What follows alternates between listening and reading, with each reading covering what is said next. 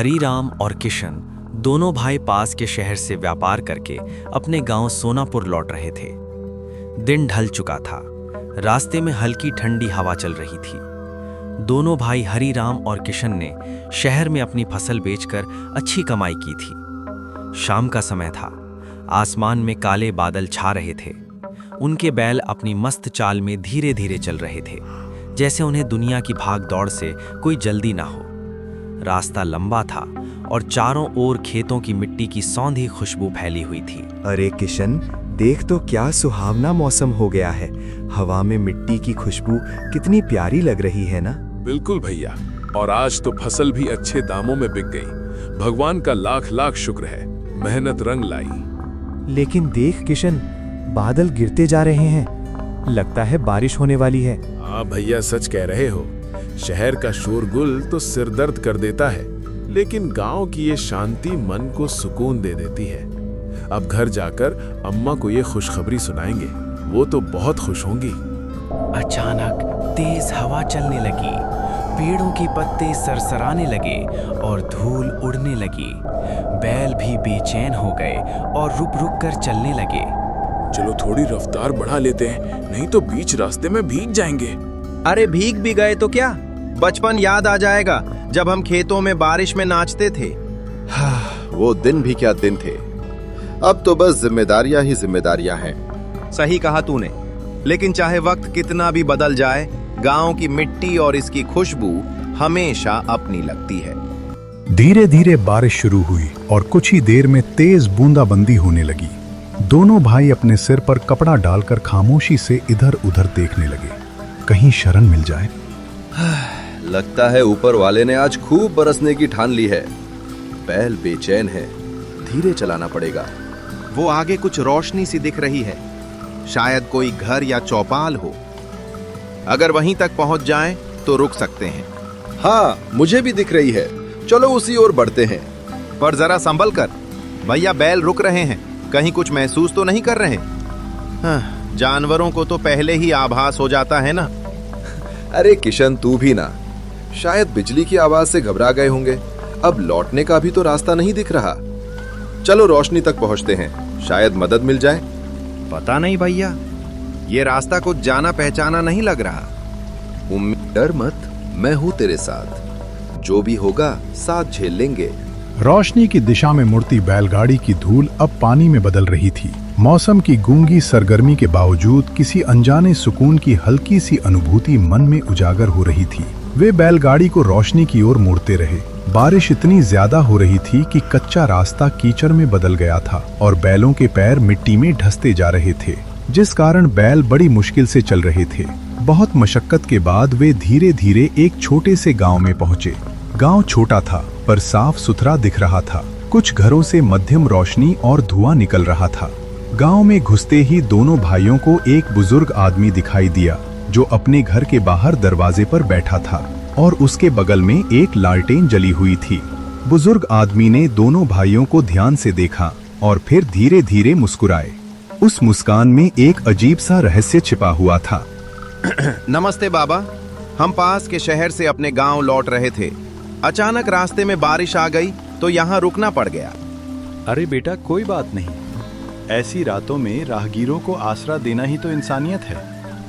अंदर आओ, भीग गए हो दोनों। धन्यवाद बाबा। रास्ता इतना कीचड़ भरा हो गया कि बैल भी थक गए हैं। लगा अब कहीं रुकने की जगह नहीं मिलेगी।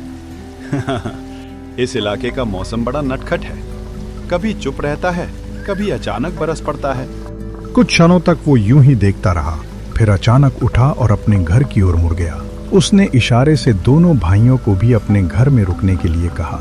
घर काफी पुराना था, मगर साफ सुथरा और व्यवस्थित। दीवारें मिट्टी की थीं और छत खपरल की, जिन पर बारिश की बूंदें मध्यम लय में गिरकर एक विचित्र संगीत सा रच रही थी। भीतर एक लालटेन जल रही थी, जिसकी मध्यम रोशनी पूरे घर में एक रहस्यमयी माहौल बना रही थी। हवा में पुराने समय किसी नमी और मिट्टी की गंध तैर रही थी, जैसे ये घर अब भी अपने अतीत की यादों में सांस ले रहा हो। चलो आग के पास बैठ जाओ, बदन सुखा लो। आपका गांव बड़ा शांत है बाबा, बाहर से लगा जैसे यहाँ कोई रहता ही नहीं।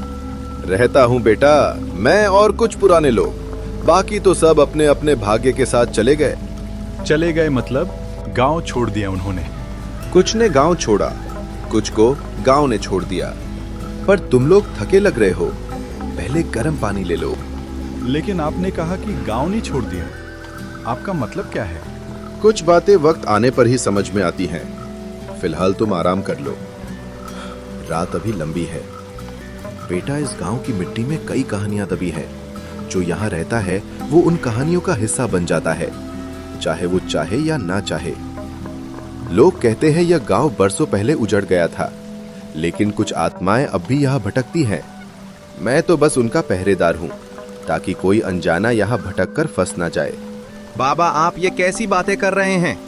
आत्माएं, पहरेदार, ये सब तो सुनी सुनाई लगती हैं। भैया, मुझे तो डर लगने लगा है।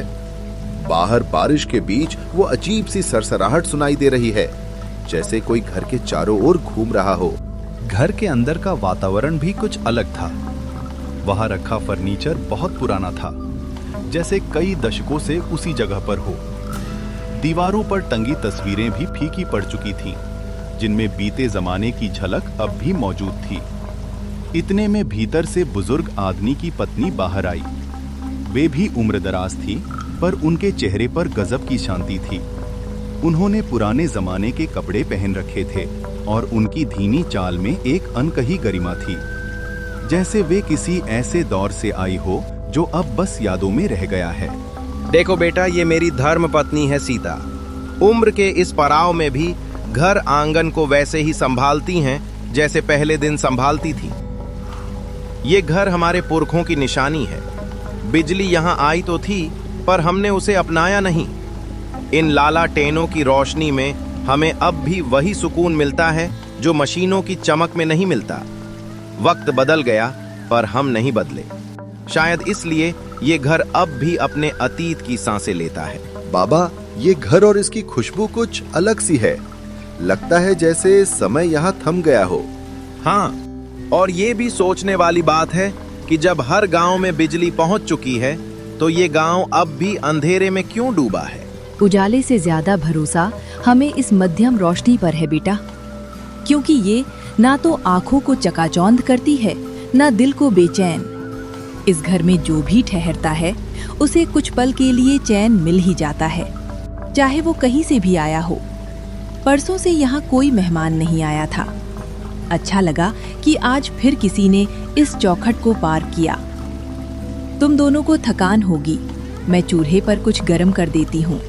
इतना कहकर बुजुर्ग महिला रसोई की ओर चली गई।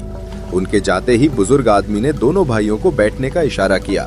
तीनों मिट्टी के फर्श पर बिछी पुरानी दरी पर बैठ गए और आपस में बातचीत करने लगे। तो बेटा, रास्ते में कोई और यात्री नहीं मिला क्या? इस मौसम में लोग आमतौर पर यहाँ से गुजरने की हिम्मत नहीं करते। नहीं बाबा, पूरा रास्ता सुनसान था। बस कहीं कहीं सूखी पत्तियों की सरसराहट सुनाई दे रही थी। लगा जैसे कोई हमें देख रहा हो, पर दिखा कोई नहीं। ये जंगल ऐसा ही है बेटा, यहाँ की हवा भी अपनी बातें कहती है। कभी लगता है कोई पीछे चल रहा है, कभी कोई नाम पुकारता है। मगर डरने की बात नहीं, अब तो हमारे गांव में हो, यहाँ सब सुरक्षित है। सच में बहुत सुकून देने वाला माहौल है यहाँ। मगर अजीब बात यह है कि रास्ते में हमें गांव कहीं दिखाई नहीं। अचानक ये जगह सामने आ गई, जैसे किसी पर्दे के पीछे से उभर आई हो। लगता है जैसे इस गांव की हवा में कोई अलग ही बात है। एक अजीब सी शांति है जो डर और सुकून दोनों देती है। कभी कभी कुछ जगह खुद नहीं दिखती बेटा, बल्कि कुछ लोग ही उन्हें देख पाते हैं। शायद आज रात तुम्हारा भाग्य यहाँ ले आया। क्या मतलब बाबा? क्या ये गांव बाकी गांव से अलग है? हर गांव की अपनी कहानी होती है बेटा, हमारी भी है, लेकिन वो कल बताऊंगा। रात बहुत हो गई है, पहले खाना खा लो और आराम कर लो। थकान उतर जाए फिर सब समझा दूंगा।